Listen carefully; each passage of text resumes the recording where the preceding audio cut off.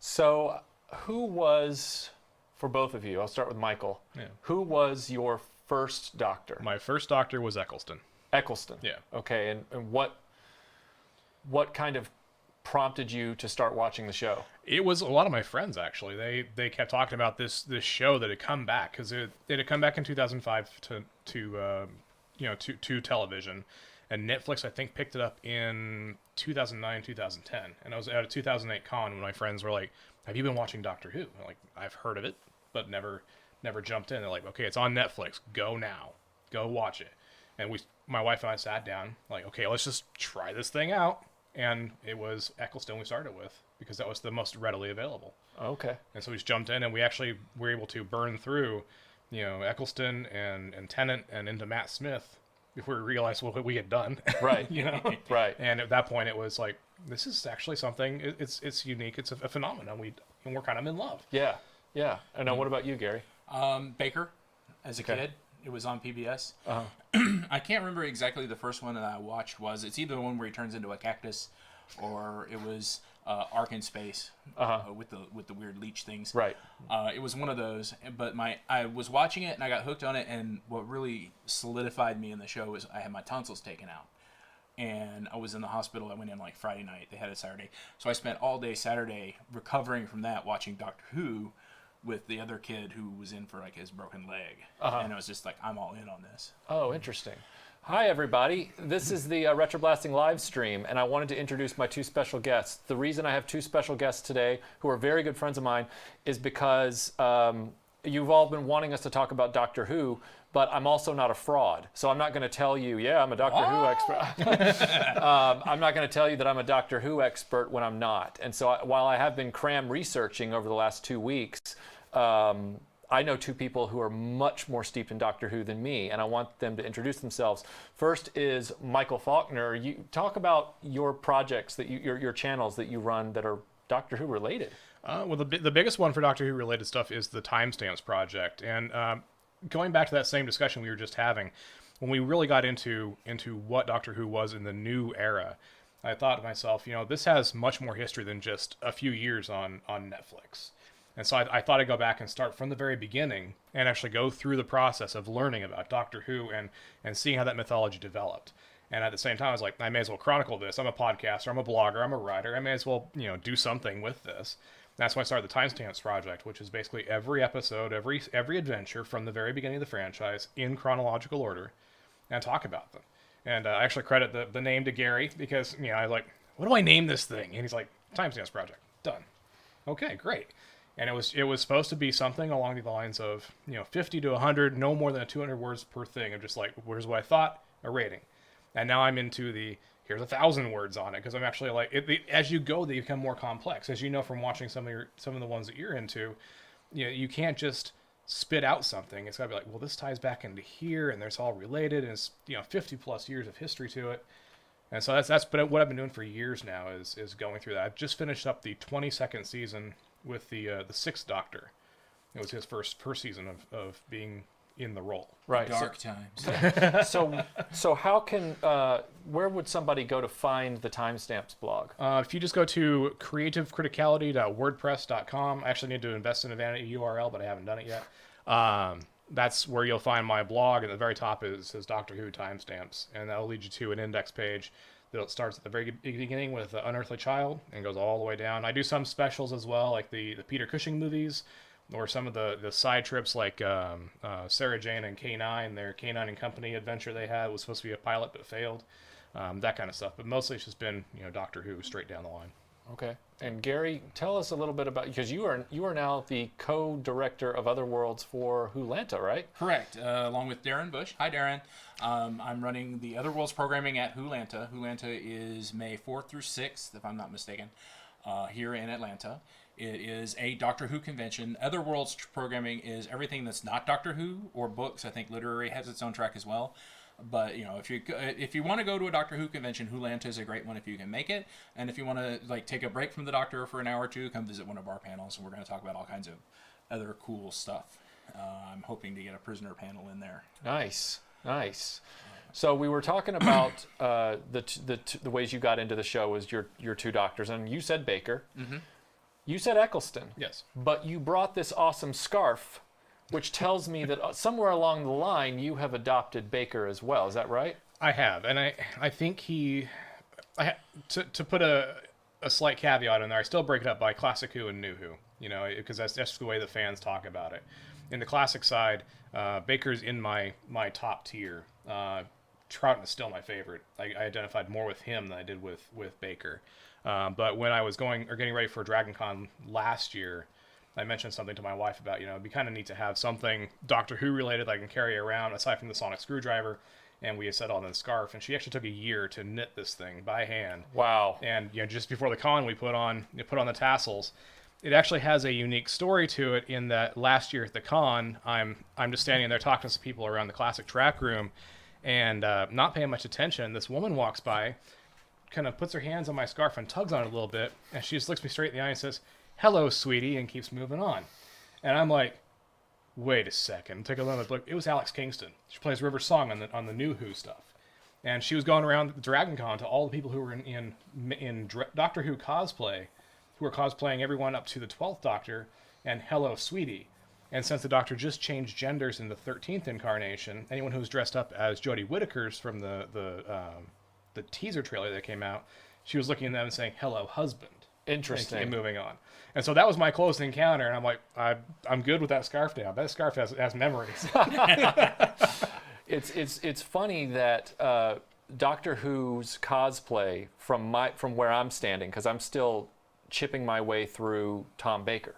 Mm-hmm. Because as we talked about right before we started the live stream, just to let all of you know, I grew up knowing who Doctor Who was, and I visualized him as a dude with a scarf and a hat and the TARDIS. Right. But I never watched the show. I wasn't in that market. I wasn't in that age group. I didn't actually watch the show. Mm. So then when we started RetroBlasting, people started saying, "When are you going to talk about Doctor Who? When are you going to talk about it?" And I realized I would be a fraud to talk about it because I haven't seen anything. So I started with Baker and then moved over to Eccleston briefly and then went back to Baker to go back to what would have been the American origins of Doctor Who. Yeah. But it was when I discovered that the old Doctors seem to be more... I know that there have been some eccentricities in the costuming of the new Doctors, mm-hmm. but it seems like the old Doctors are much more eccentric in their costuming than the new ones. Right. To the point that, you know, we just talked about it. If you bring that hat up for a minute, this is my Raiders of the Lost Ark hat, but it's actually Tom Baker's hat first. Tom Baker wears the hat that was also bought for Harrison Ford in Raiders of the Lost Ark. The only difference is that Tom Baker's, the brim wasn't trimmed and it was bashed slightly softer. Mm-hmm. But otherwise... Yeah, because he would put it in his coat all the time. Yeah, he would fold it up. It was like a bonnet almost. And it was the same hat from the same hatter. So those kind of things fascinate me. But at Dragon Con a few years back, and I'm about to get hate mail from people, but I just have to point this out. And you guys tell me if you've had a similar experience. I think it was, maybe it was 2010 Dragon Con, 2010 or 2011. There was a big Doctor Who thing that year. I think it was the year Matt Smith took over or something like that. It was something around that time. Mm-hmm. And so there were a lot of cosplayers that were walking around just in suits.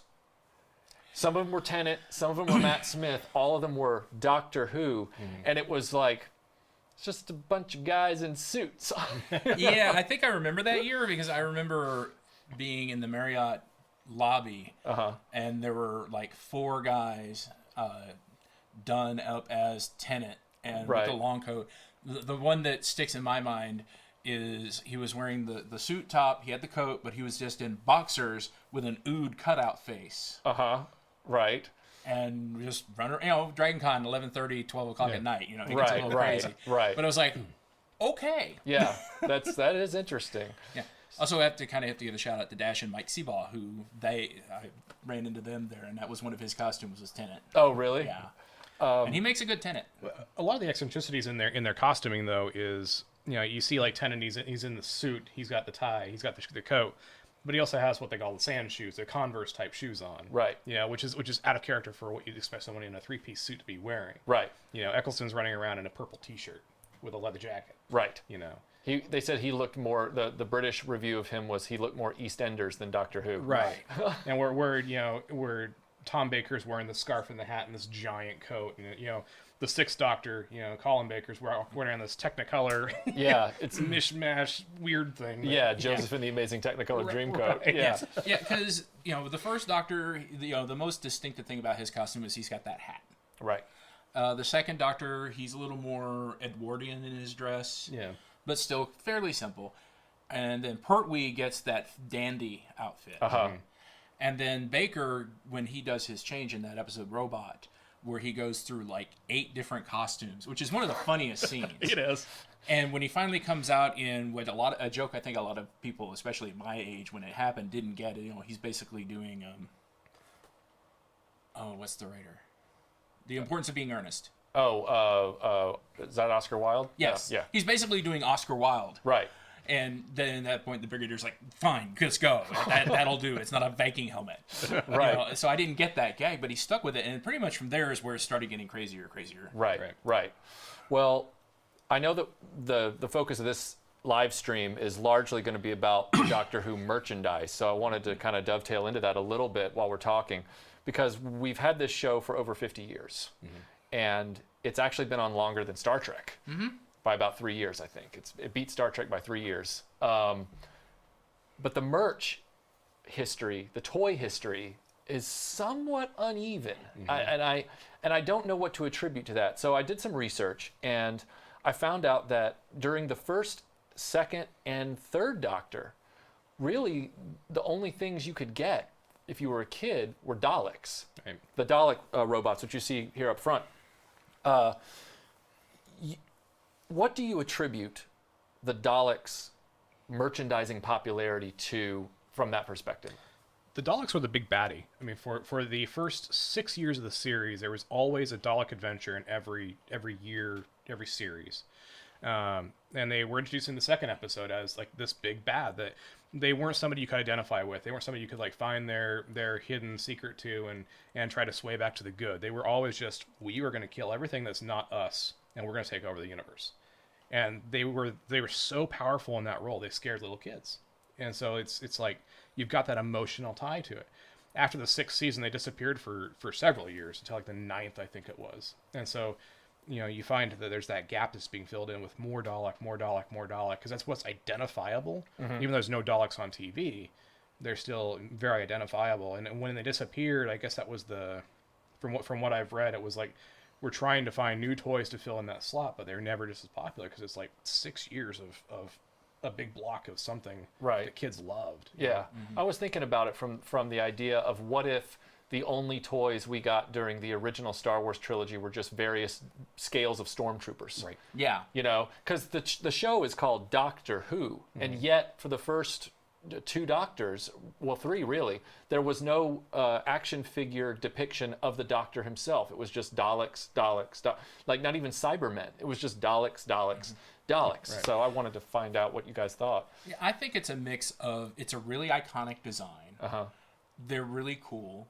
And like Stormtroopers, you can have like 8, 9, 10 of them, and it makes sense to have that many. Right. And I attribute a lot of chunk of it probably just BBC marketing. It was pitched as a kids' educational show. It became more than that quickly, but I think a lot of the BBC executives were like, toys? Right. Right.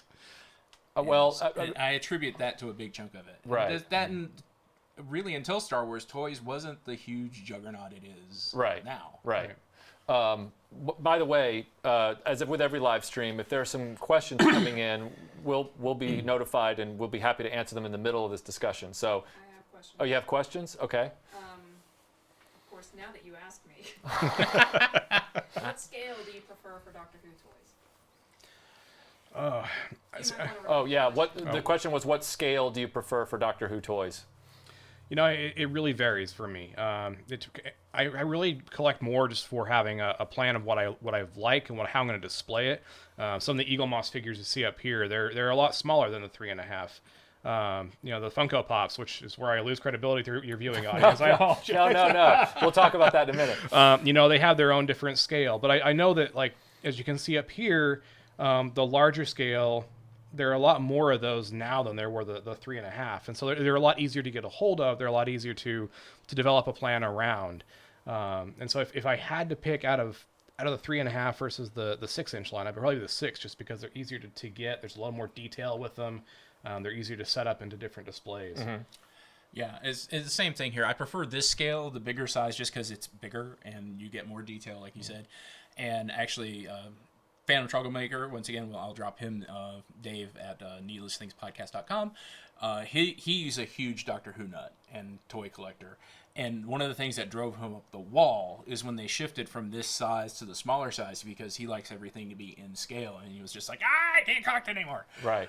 And so I know a lot of people like that. Me, I can go back and forth. Like the Daleks that I own here are the smaller scale, but I love this guy. Mm-hmm. I mean, he's a great Dalek, and I think that's one of the other reasons is, I have to own a Dalek. Right. Mm-hmm.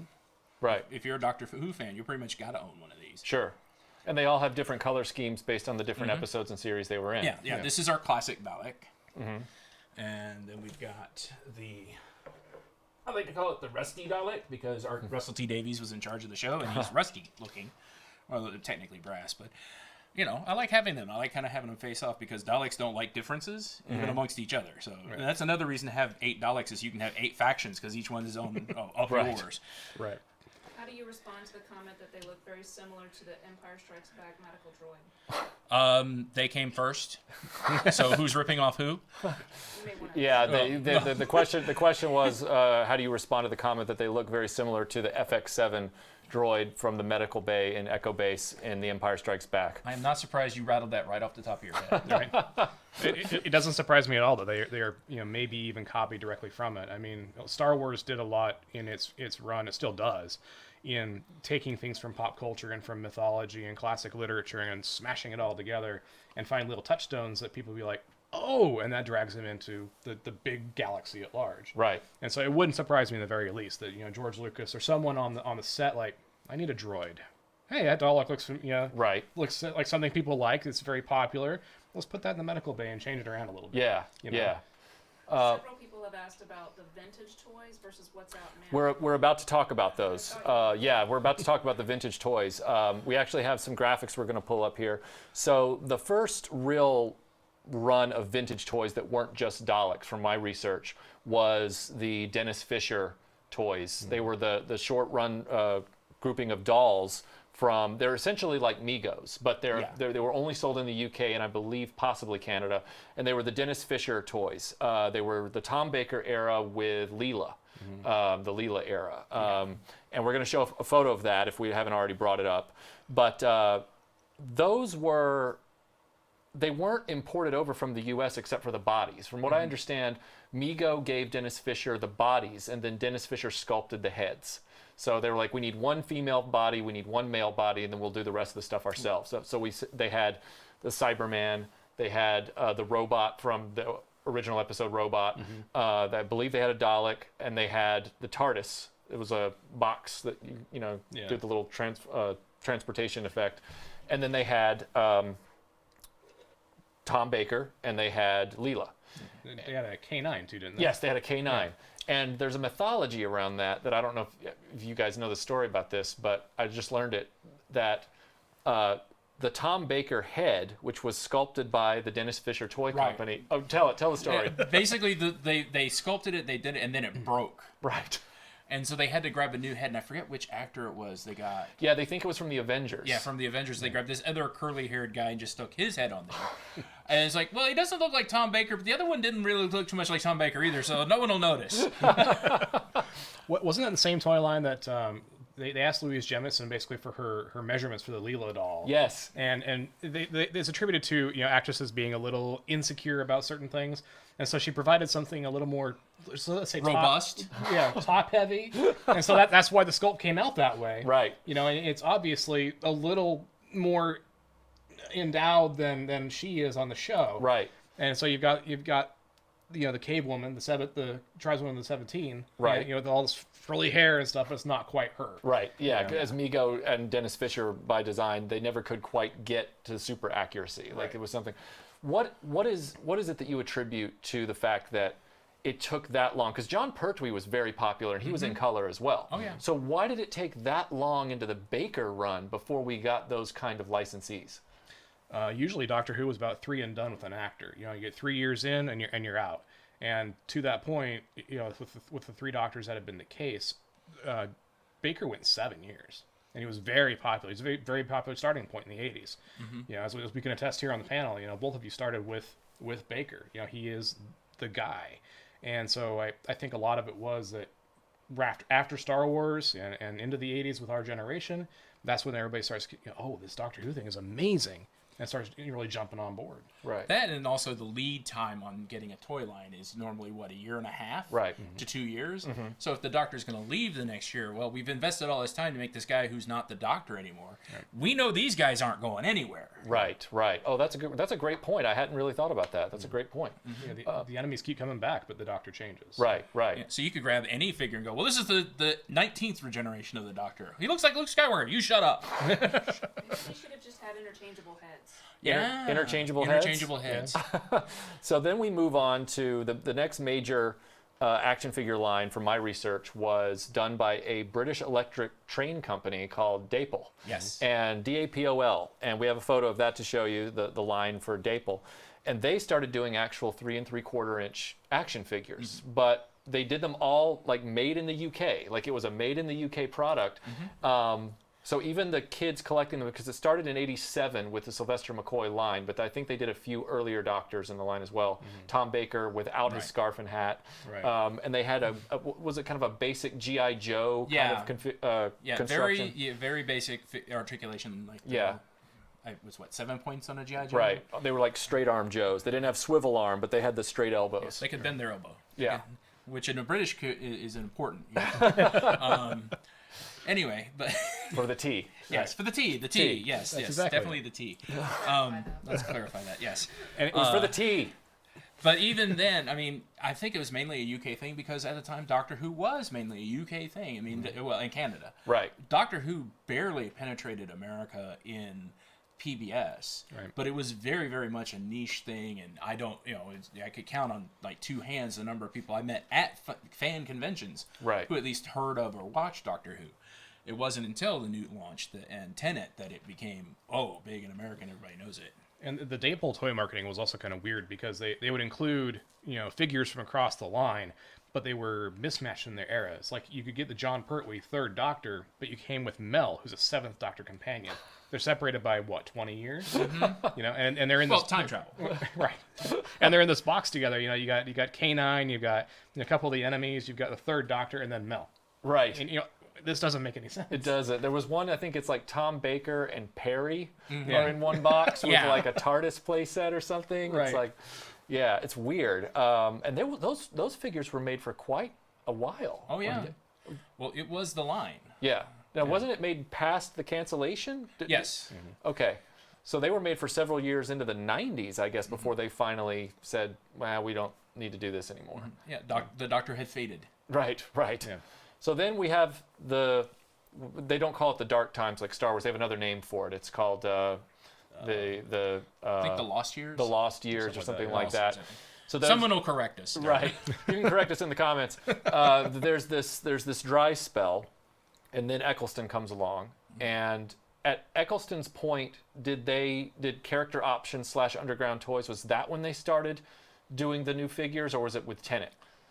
I'm pretty sure it was Tenet. Yeah. Because they were still not sure that it was going to come back and be a success. Right. Most people figured we're going to do the one season, it'll fail, we'll be done. Right. At least we got it out of our system. Right, because I'm visualizing those character action figure packages did have the orange oval logo with the thin black letters that said Doctor Who with the fire, behind it. So they started doing those figures, which they started as Character Options, and then I guess Underground Toys became part of became the company. Melinda's laughing over there. I've got to know what's going on. Someone said Melinda is a hottie. Oh, Well, they're right. Melinda is a hottie. Yeah. Why would I say anything different? Also, let's give a shout out to Cthulhu Chow because he gave us $2 Who dollars. He donated them. Oh, thank you. That's awesome. Thank you Thank for you. donating that to the charity. So thank you. Which Doctor? What do you mean which Doctor. Well, I mean, if Well, they're there's- Who dollars. There are 14 of them now. Here's Who dollars, but Okay. it's Who instead of 2. Right, right. So we're now in the full swing of merchandising at this point, Yes. and yet, like, remember when Star Wars came back in the '90s as far as toys, and Hasbro / Kenner, Hasbro owning Kenner, they said this isn't just an opportunity to make what's current. We're going to make everything backwards and forwards. We're going to make every variation of everything, and I feel like Underground Toys has been doing that a little bit, but there are these, they've been doing Eccleston, Tennant, Matt Smith, all their companions. I mean, here's all of Tennant's companions right here in one box, including Kylie Minogue, by the way. Just saying, Kylie Minogue. So from one episode. from mind you. one episode, One episode. One Christmas special, Right. to be exact. step back in time. So they've done that, but there are these sort of weird omissions. And I don't know what that's about, because they've done like 3 versions of Perry, but they've never done a classic version of Sarah Jane. Why is that? The Sarah Jane surprises me, because Sarah Jane, when you talk about Doctor Who and Classic Who, you talk about Tom Baker and you talk about Sarah Jane Smith, in the role. And that surprises me. I think the only one, we talked about it earlier, the only one that's actually available that I know of in the classic format is the Funko Pop. And it's her in the coveralls from Hand of Fear, and she's just got the hand up, which, okay, I collect some of the Funko Pops, but I'm not collecting that one because I'm not a fan of that pose. Right. But I agree with you. She has so much longevity on the show. She was such a phenomenal, powerful character. I don't understand why she's not, a plethora of companion figures. Right. They've got tons of Roses and Claras and Yeah, and even some of the early ones like Perry. There's like Yeah. 3 Perrys. Yeah.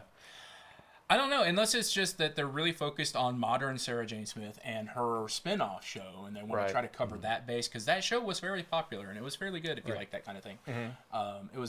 It skewed a little young for me. Right. But it was still, I could recognize the quality. I watched a few episodes. I was Yeah. like, this is good, but I'm not into it. But Right.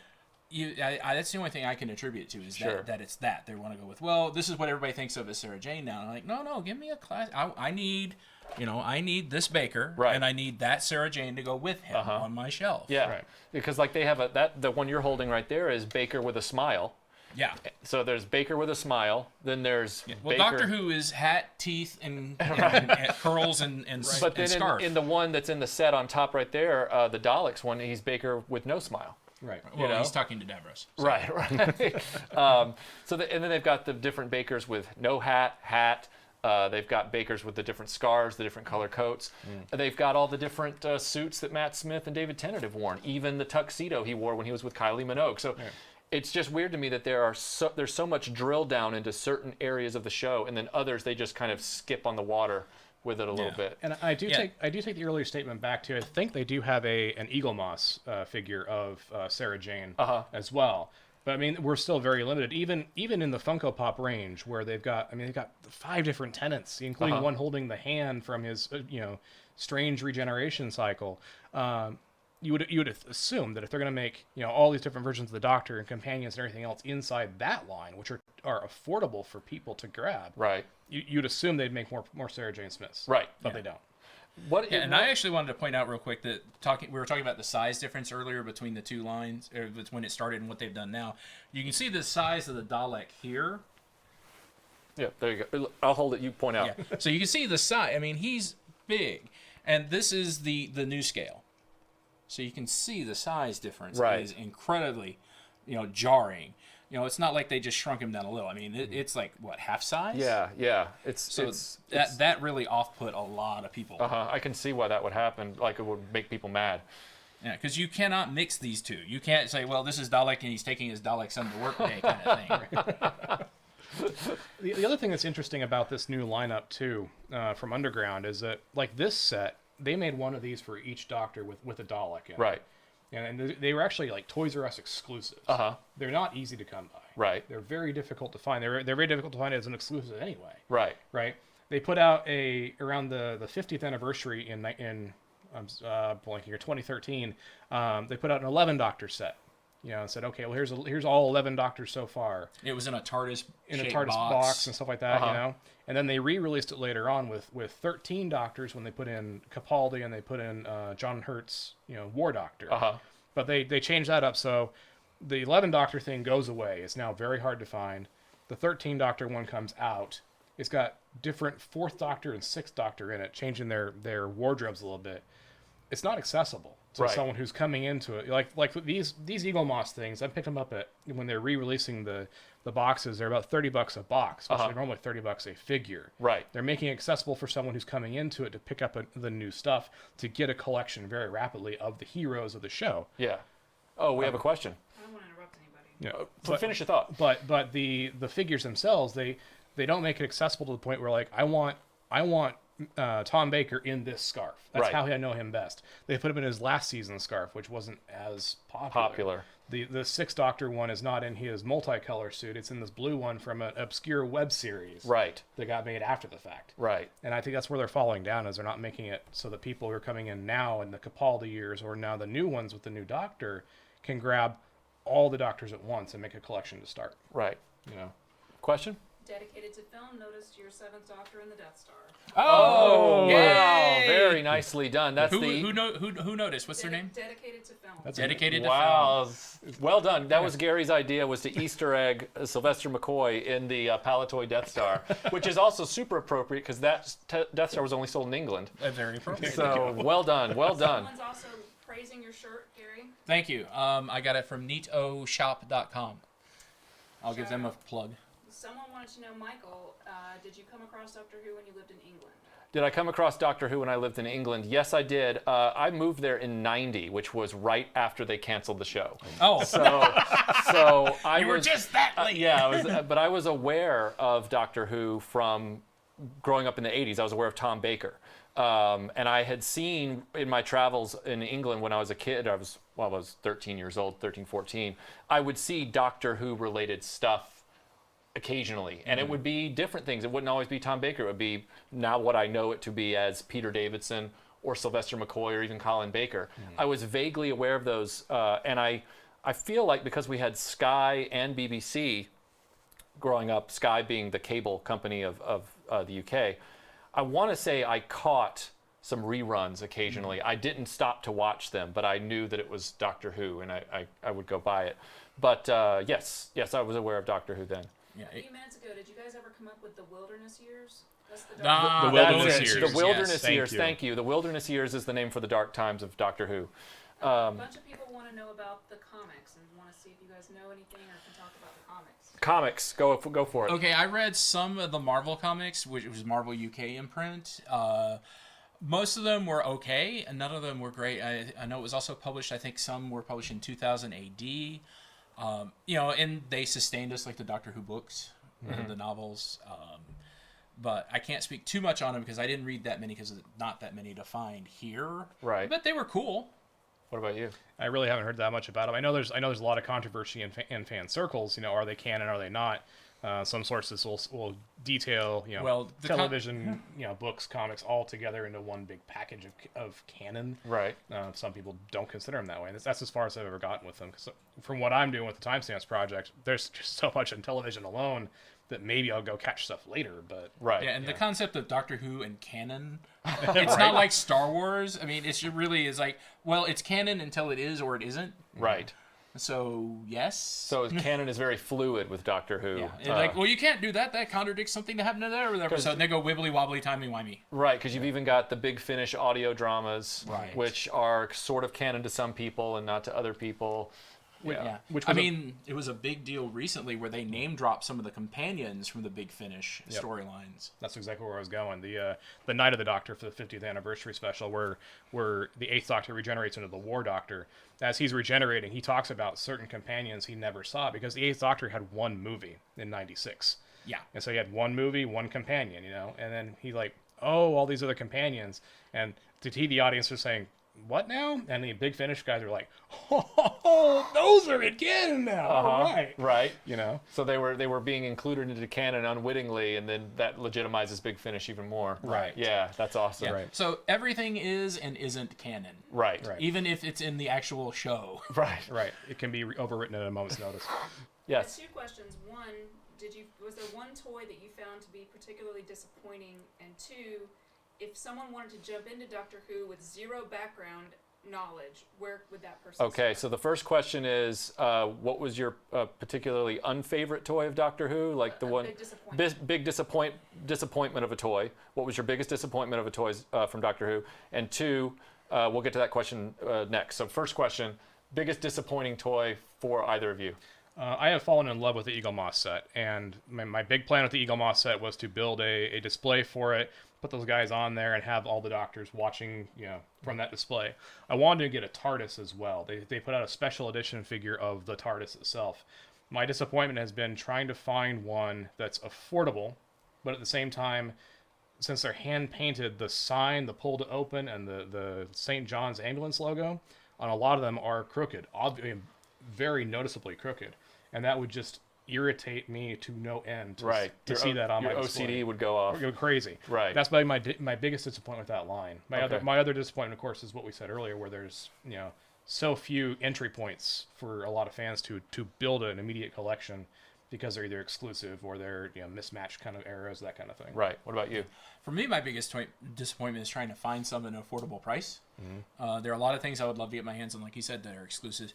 And I do have to say, I love this guy, but I actually had to, I don't know if you can see it. You won't be able to see it on film, but I had to stuff a piece of a napkin in there. Oh, wow. Because otherwise this just kept falling down. It does that. Right. And it's like, so that's a little disappointing. So, Right. So you had to jury rig it a little bit. And so now he has dysfunction. My biggest disappointment, if I had to answer the question, is I collected these underground toys for this live stream, and it was based on my avid interest in two things. One, the Tom Baker, Elizabeth Sladen era, and also Kylie Minogue just came in as a bonus. Huzzah! But my biggest disappointment is the fact that I've discovered through research that the Tom Baker with TARDIS set from this scale was an exclusive, and it goes for hundreds and hundreds of pounds online if you can find it. And so, as the TARDISes are all slightly different, and my OCD goes off, I won't be getting that anytime soon because I literally can't find it. Like, even if I had all the money in the world in my back pocket, it's not out there to buy. Right. So I can't find it.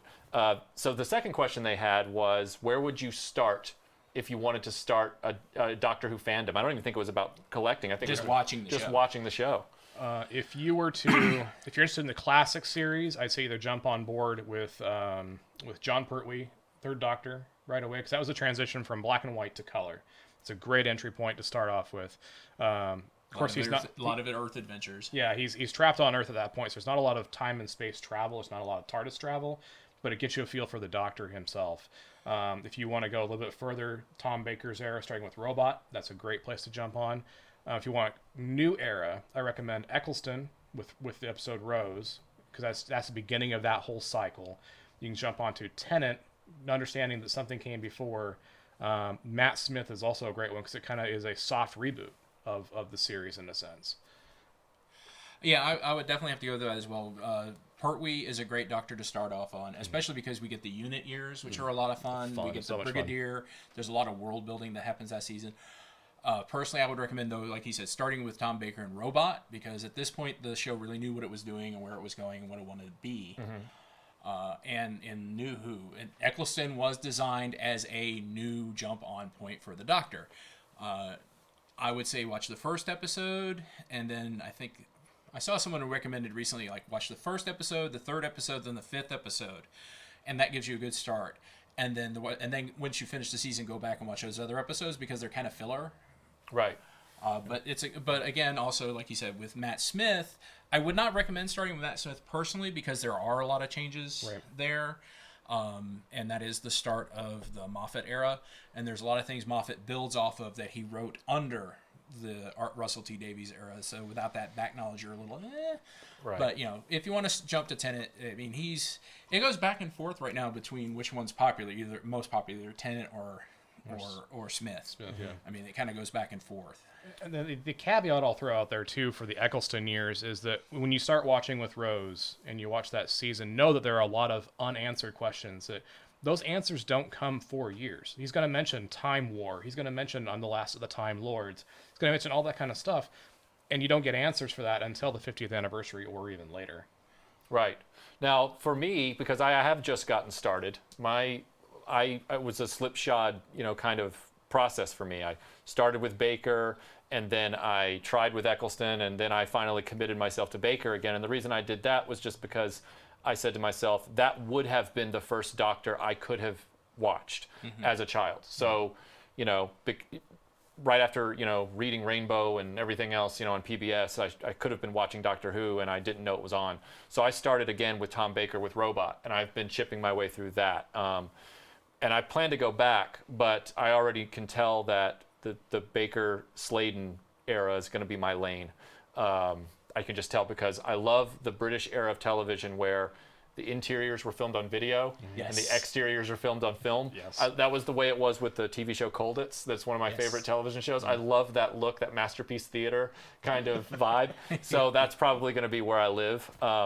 It's good that there's multiple places where you can start depending on what your preferences are. Yeah. And also in the classic era, as someone who started that way, I started in the middle of Baker's run just because that's when I stumbled across it. A lot of it is designed to, if it's something you need to know, someone will exposit it really quickly and then they'll move on with the story. So you can kind of jump in anywhere, but Robot is, if you're going to go with the Baker era, that's the way to go. And I don't want to neglect the first and second Doctor in the black and white era, because those are really some phenomenal stories. But there's two problems there. First off, it is very difficult for a lot of modern audiences to get behind something that is 50 years old and is filmed in black and white. And it's in a really low resolution as well. The second problem is there's a lot of stories that are missing there. Right. For the mythology with the BBC is that they didn't think this was going to take off. And so they actually went through and started erasing tapes. They were erasing the master tapes of the episodes To record something else on them. And Videotape's expensive, y'all. right. And so they lost a lot of these episodes. And a lot of people have put them together with slideshow kind of effects, like someone's taking still photographs of the TV. They recorded the soundtrack off the air, that kind of thing, and pieced it together in a reconstruction. Right. But those tapes don't exist as far as we know. Right. They sometimes find them in some BBC station that was far forgotten in deep Africa. They're like, Yep. hey, there's this thing. Oh my goodness, look what we found. Yeah, one was found in a boot sale in Wales or Yeah, something like yeah. that. Yeah. But I have two things. One, actually three. So one person is upset that they don't see K9 on the table. I need a K9. It's a hole in my too. collection. There is a K9 on the table. There's a K9 right here in this box. Oh, there is? K9 is right there. Oh, okay, sure enough. Yep. Right there. He's the if we can get a shot of that. Oh, we're sorry about We have that. so many hands. Sorry about that. So K9 is right here.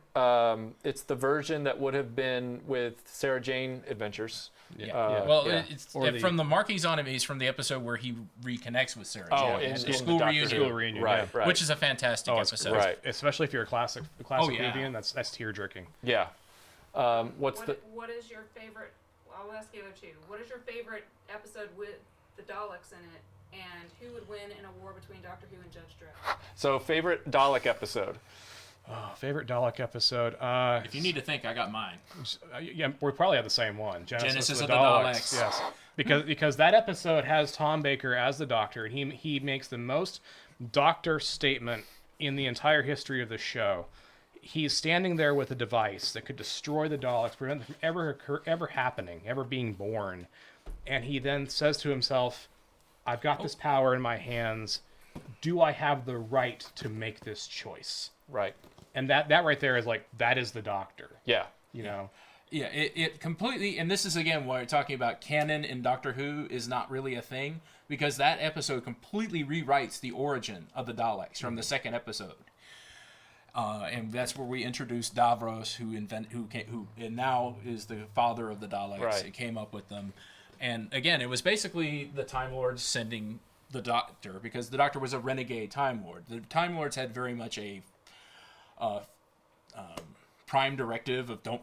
Yeah, Butts with anything? hands off kind of thing. Wind the watch and then step back. Right. Yeah. And he was very much, no, something's broken, I'm going to fix it. So they were like, we got something that's broken. We're not going to fix it, but we know you will, so go deal with it. And like he said, it is the Doctor at his core. Right. It's a moral dilemma, an ethical dilemma, a fantastic story. And it's just, and I think, isn't that in the episode? No, it was a different one, so I'll skip that. But yeah, it's my favorite Dalek storyline. Yeah. Those ones that make you think a little bit, where the enemy teaches the hero something. There's another one in Capaldi's run where the Dalek looks at him and says, based on what the Dalek observes, you would make a good Dalek. And the Doctor has to take a step back, like, whoa, What have I become? right? Right. Right. That's the kind of thing that really drives me. So the fact that Genesis of the Daleks, taught the Doctor a lesson. Right. Because he's the hero who knows everything. He knows all Right. time and space, but he didn't know that. Right. That Now, was amazing. who would win in a conflict? The Doctor Who versus Judge Dredd. Who would win? That's a hard call. Yeah, it is. Okay. If it's in 2000 AD comic storyline, Judge Dredd's going to win. If it's an episode of Doctor Who, the Doctor's going to win. They will be friendly at the end, but the Doctor's going to still have to escape because the Dredd's going to want to put him in an iso cube for the next 200 years. So that's my answer. I'm cutting it both ways. Okay. Yeah, I have to agree. I mean, like Judge Dredd they both have a certain tenacity. I know Judge Dredd's going to see it through to the end, where the Doctor sometimes will I don't see where this is going, where I can make a difference. They'll kind of step back. Right. So in that regard, Judge Dredd would probably win in a I guess all out brawl or. Now, Judge Dredd versus Daleks or Judge Dredd versus Cybermen? Now that I would watch. I'd watch the hell out of that. I mean, and there've been Batman Judge Dredd crossover. That was pretty good. They've done that like 3 times, I think. And then there was a Judge Dredd Aliens storyline, which was really cool. Right. But yeah, the Dredd versus Doctor. That's again. The internet, you have your marching orders. Yes, fanfic.com. They talk about the missing audio from all those missing episodes is available, so we could have animated. Right. There have been some animated official. There have been, but There have been. Yes. There are some official animated reconstructions of the Troughton episodes, I believe. Yeah, there Yeah, are. the amusing story on that one is there's one, they went through all the trouble of animating it, they had it done, they were releasing it on DVD, and then someone found that episode. They're like, Whoops. hey, we have it on film now! And they've just done an animated patchwork on Shada, I Yes, heard. yes. So Shada, for those of you that don't know, is a Tom Baker episode. It wasn't his last. It was just one of the ones in the production schedule. And there was a strike, a series of film industry strikes in the UK, and so they couldn't finish it.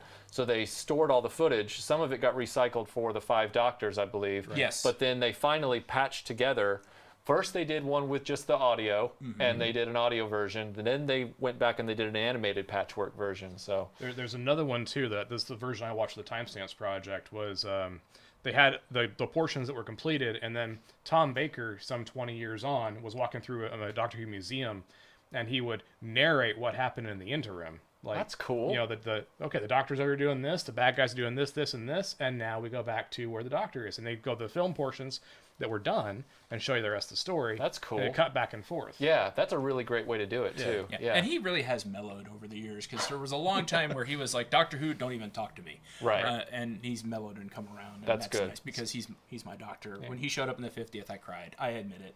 Well, the thing about him that I'll always admire from my research over the last few weeks is just that he wasn't the guy that rejected his work on the show, and he liked the character. He said, even at that time, he was always cognizant when he went out in public, he was never going to be caught smoking, drinking, cussing. He was adamant that he was going to be the Doctor for any child that saw him. And he believed in that character. And then, as time went on, he was like, look, this character was important to kids, and I'm not going to besmirch that, you know? And I admire him for that. I really do. Yeah, I think I saw him talking about this. Part of that came from a fan interaction he had, where this kid basically came up to him and told him, Doctor Who practically saved his life. He was going through a really bad time. He didn't have, and just, one of those horrible horror stories that happens to some kids. And that's when it really hit him how much the Doctor meant to a lot of these kids. Yeah. Are there any things you've come across in doing your research that would be of interest to everyone? I'll tell you, I sadly at this point, maybe not sadly, but just in a sort of reversal, I know more about the production history of Doctor Who and all the drama over the last 50 years than I do about the actual stories of the episodes themselves so far. But what I'll tell you is, I also love making of documentaries, and I also love film restoration documentaries. And if you like anything like that, Doctor Who is crack cocaine. Like, it is the ultimate high for behind the scenes drama and behind the scenes restoration stories and behind the scenes patchwork, reconstructions and all the different actors. Some of the more interesting things I've read about. Let's see. Gosh, my brain is going on overload. Do you guys have any at the tip of your tongue? What about those interviews you watched with Tom Baker? Oh, there's great long interviews with Tom Baker on YouTube where he's very happy. He's older, but he's happily talking about his different interactions with fans and admirers. I know there was one where he was talking about a lady encountered him on the street, and she called him by the name Tommy. And he said, he turned around and he was telling the audience, he was like, normally when a famous actor hears their name, the tactic they use is to turn around and say, oh, when did we last work together? Because that throws off the person who's being too familiar with them. But he started throwing out names, and the lady said, no, you don't remember me. And he said, oh, well, were you so-and-so in such and such production? I remember you on stage. No, that wasn't me. And finally he said, well, then I guess I don't remember you, madam. He said, who are you? And she says, I was your wife. And he said at that moment, he should have turned and run because he was right there on the sidewalk, and it was like a random encounter. It wasn't at a convention. He was on a sidewalk just walking down the high street. And he said, but in my typical, reflex, he said, instead of turning and running, I responded with, were we happy? Would you like my autograph? Would you like my autograph? Some of the things I really liked about the behind the scenes, though, were, and you guys feel free to chime in, I loved the stories about trying to get all the actors back together for various reunions. And I wanted to learn more about that because everybody talked about how John Pertwee was a very strong personality, but he never refused to do a reunion, whereas Tom Baker would not join up with these, to the point that when they did a 5 Doctors group shot in 1983, they had to bring his Madame Tussauds wax sculpture out and have it in the background, and everyone could tell that's a wax man. That's not Tom Baker. Right. Yeah, for the longest time, he was very much, well, I am the Doctor and everybody else isn't. Right. And, that's why I said I'm very glad he's mellowed now in his old age. Right. The thing that really interests me about the behind the scenes is all, like you're saying, the reconstructions or anything else, the passion of the fandom. I mean, oh, yeah. They will go above and beyond. Star Wars, for example, you've got the restorations by like Harmy, who's doing the Blu-rays that are the non-specialized editions, that kind of thing. Doctor Who is like above and beyond that. Where like people are making their own animations and trying to get the BBC to sign off on them. They're digging through everything to try to find scripts and lost notes and all this kind of stuff to try to bring Doctor Who as a giant ball of stuff. To bring it all together into one big pile. Yeah, because there are 97 episodes still missing. Yeah. But even back during Hartnell and Troughton, they were recording the audio off the fans were recording the audio with reel-to-reel off the TV. Right. Yes. So they have all the audio. Right. It's incredible. The fan base is incredible for Doctor Who. All right. Yeah, and the other one for me is the one story that stuck out was making one of the toys is they were making a TARDIS, the interior playset. And the people making the toy got in touch with John Nathan Turner, who was running the show at the time, and said, hey, can you tell us what it looks like? Because in the picture, it looks like it has 5 sides, but we're not sure. And Turner was basically with, oh, if that's what it looks like in the picture, that's fine. It hung up. It's actually got 6. So the toy comes out, and they're like, oh, this isn't right at all. And these fans are so passionate now. I mean, with building replicas and stuff, that the actual design for this TARDIS, the current TARDIS, is kind of under wraps. It's like copyright and everything else, right? You can't put out plans of the exact dimensions. So what do fans do? They figure out the exact dimensions and they scale them down to 1 to 6. And they're like, here's the dimensions for a 1 to 6 model. Well, I don't know. I got the dimensions right here. But if you scale back up those 1 to 6, you've got the dimensions of the TARDIS you can build in your own backyard, which fans do all the time. Michael, tell the story of the sonic screwdriver. Oh yeah, the sonic, right? This is the 10th Doctor sonic screwdriver, right? The 9th is blue, but it's the same design. And the story behind that goes that they had a production model they were using, and it was very technical, very fancy, but it kept breaking on set. And then when I think it was Underground put out this model, the BBC got a hold of it and said, that's a lot better than what we've got. And so they actually brought this on screen. I mean, they cover up all the activation switches and stuff like that, all the slidey bits, but they made that actually the one that Tennant was using on screen because it was just more user friendly. More user friendly, and they could disguise it enough. And then they put in the sounds post production. They put in the metal slapping because plastic doesn't sound like metal. Right. And all that stuff behind the scenes. but this was what he was using to activate the sonic screwdriver. Wow. Because the other one just they're like, this is too complex. See, So if you want a screen used, you just go buy one. right. Or screen accurate, I guess. Well, And the other toy I want to give a shout out that we haven't talked on yet is also there's a big bunch of the blind box.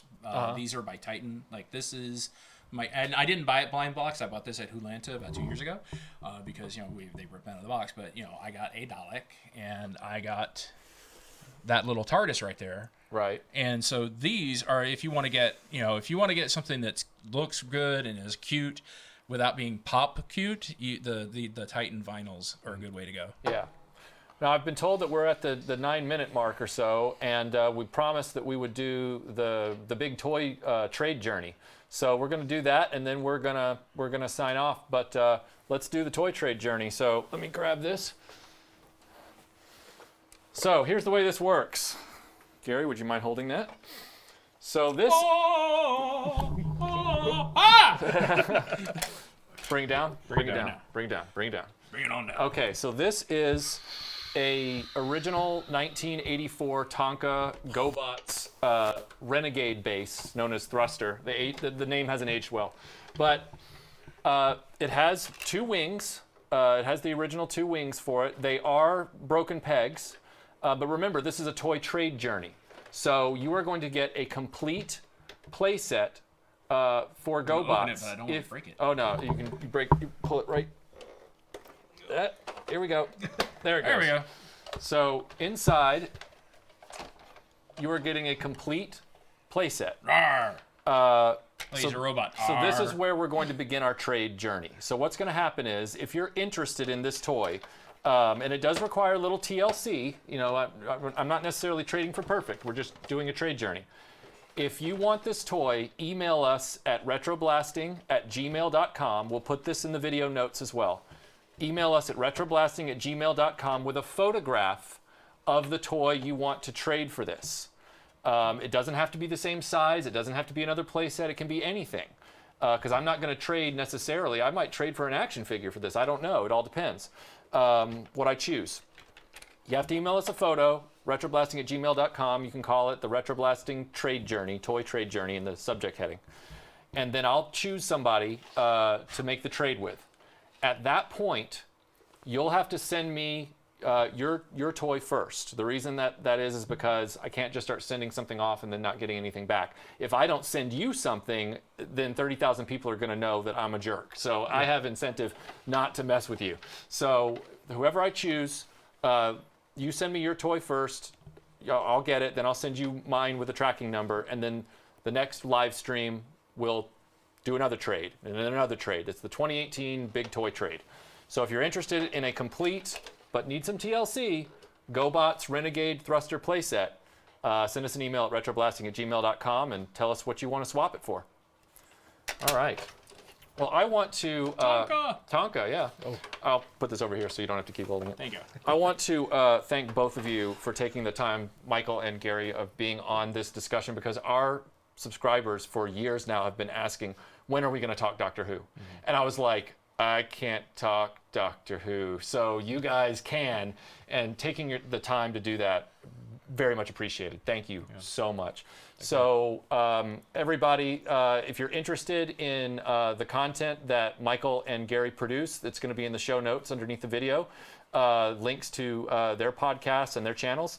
So thank you guys for watching this, and we will see you on the future feature videos I'm working on and on the next live stream in 2 weeks, 2 Saturdays from now.